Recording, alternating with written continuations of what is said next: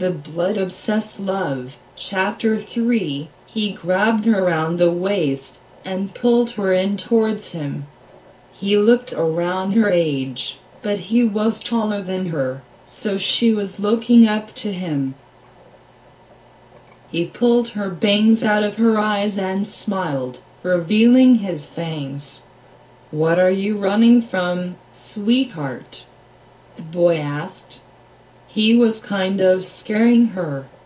Was he the one making those noises? What did he want? Her blood? Was he really going to kill her? I. She stuttered, trying to talk. "Don't be scared. I don't bite much. You look sad." "I'm sorry Mommy and Daddy don't believe you. People can be so cruel these days. I mean, they'll just suck the blood right out of you." He laughed. She felt like she could hardly breathe. He was still holding on to her. She couldn't hold up her weight, and she realized he was the only thing keeping her up. "Can you breathe?" "You're fine. I got you. I'm not going to kill you. Yet." He smirked heavily.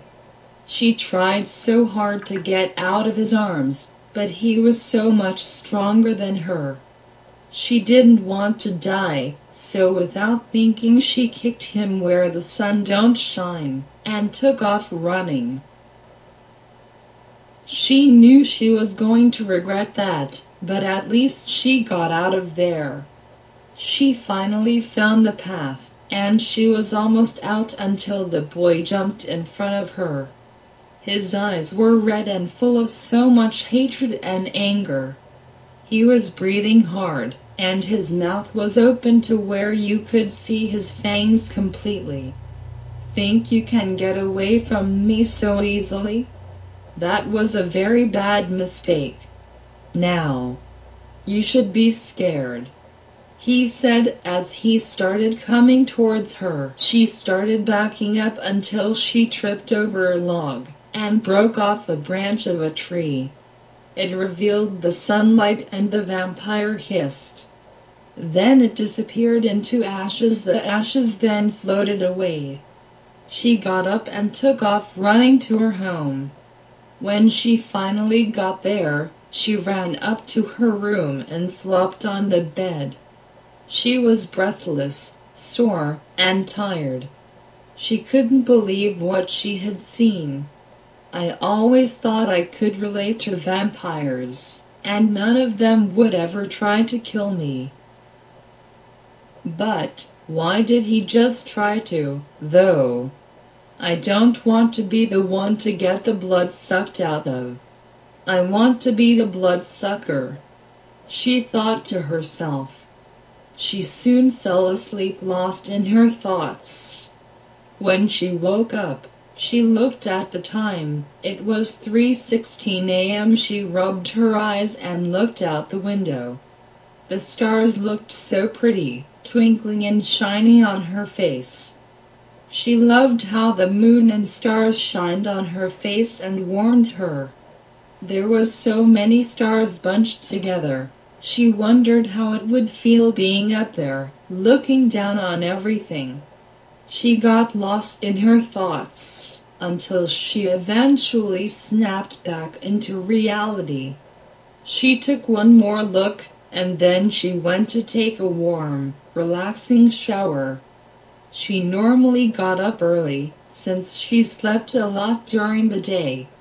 She wrapped a towel around her body, and then she walked over to her closet until she saw something move.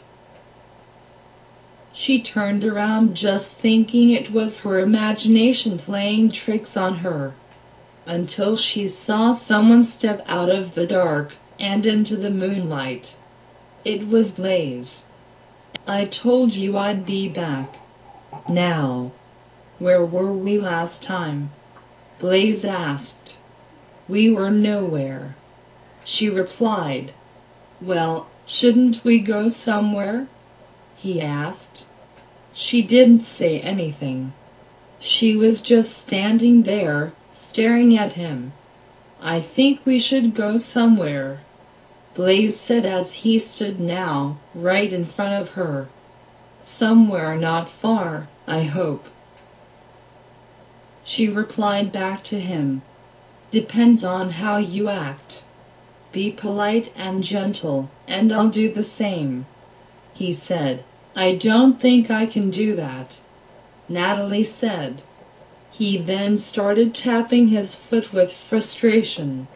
"Well, then I guess I'll have to be rough," Blaze said as he was about to grab her.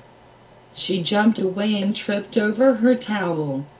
She fell onto the floor, crawling over to the door, still holding the end of the towel. Blaze pushed her down and she leaned against the drawer.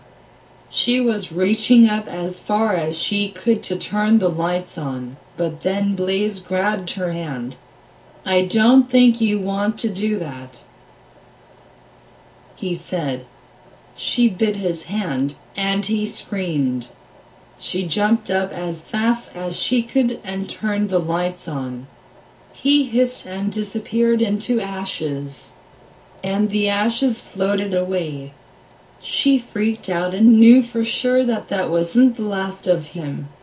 She blocked it out of her mind and went ahead and got dressed.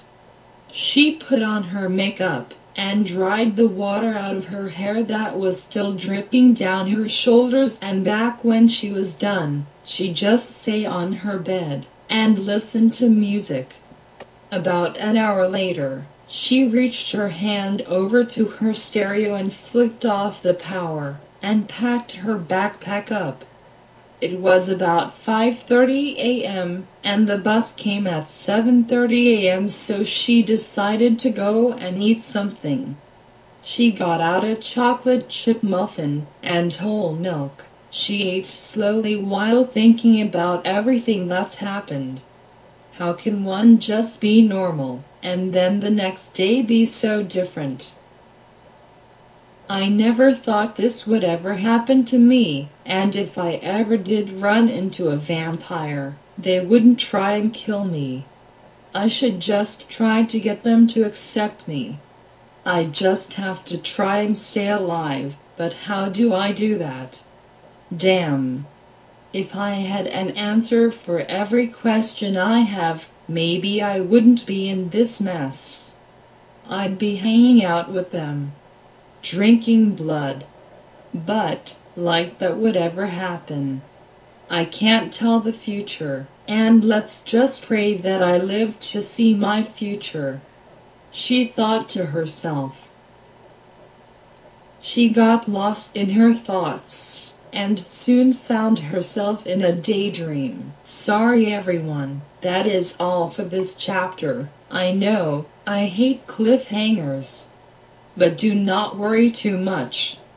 I will be back with more just as soon as possible.